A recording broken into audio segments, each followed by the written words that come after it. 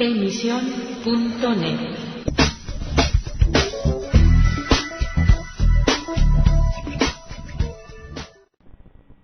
Hello again and welcome to Letter from England, broadcasting for AC Press and the Spanish Evangelical Alliance.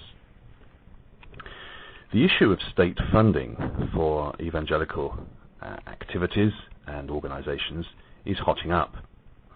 Indeed, the debate has been cranked up by the leading Catholic newspaper in Spain, ABC, which recently has reported that the three recognised religious minority groups in Spain, Protestants, Jews and Muslims, are about to be offered tax concessions along the lines of the arrangement recently renewed with the Catholic Church, though of course on a minute scale in comparison with what Rome receives.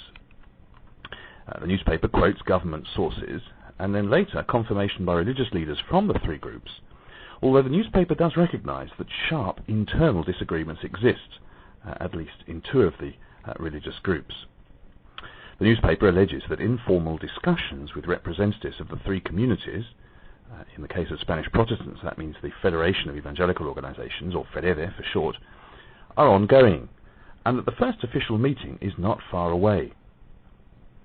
Since 1992, each of these three religious groups has been legally represented in any contacts with the government by a federation.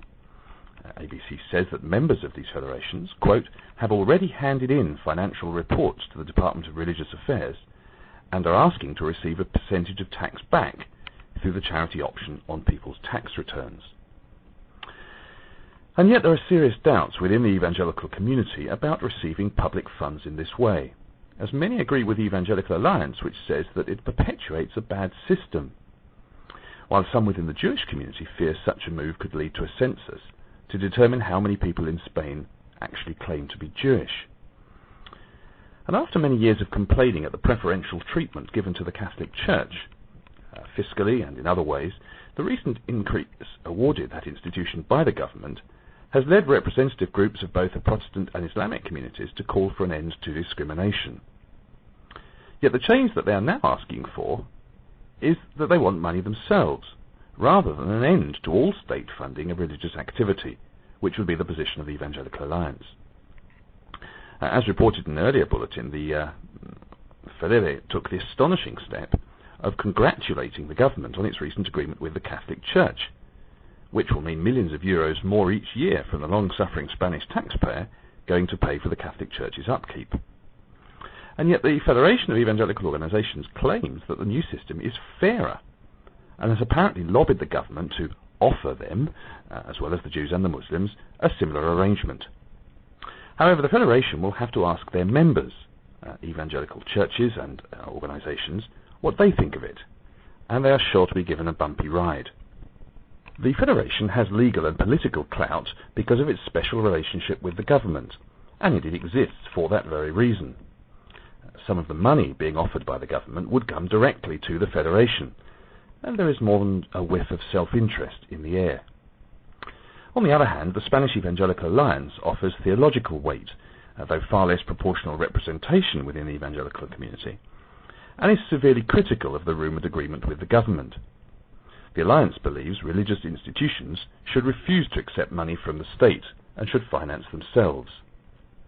The Jewish community is also said to be unhappy about the scheme, whilst a Muslim leader has asked for tax concessions to be granted. Jaume Llenas, General Secretary of the Spanish Evangelical Alliance, has said in an interview with this news agency that the agreement recently reached by the government and the Catholic Church is not the way forward.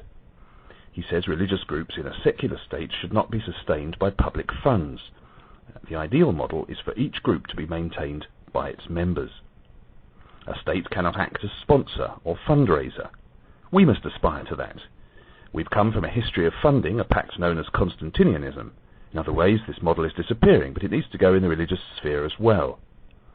And Llenas goes on to say that such a model encourages structural relations, such as that which exists between the Catholic episcopate and the government, the former being financially dependent upon the latter.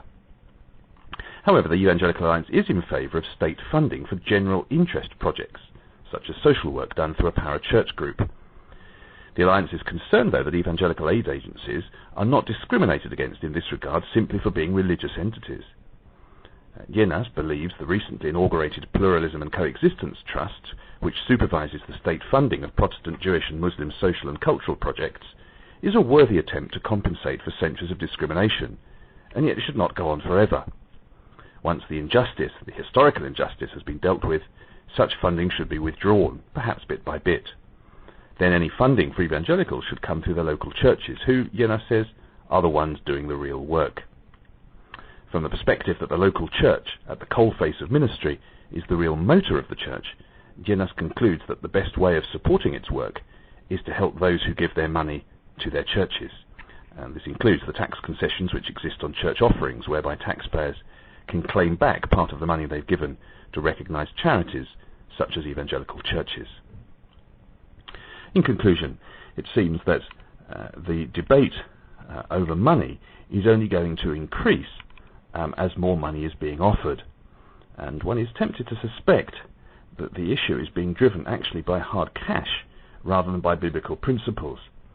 And there is a danger of the ugly side of Constantinianism, as Yenas puts it, raising its head once more as the church goes, if not cap in hand, to the state, at least with the hand ready to receive. Thank you for listening to Letter from England, broadcasting each week on emission.net.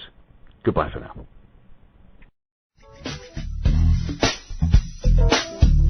Emisión.net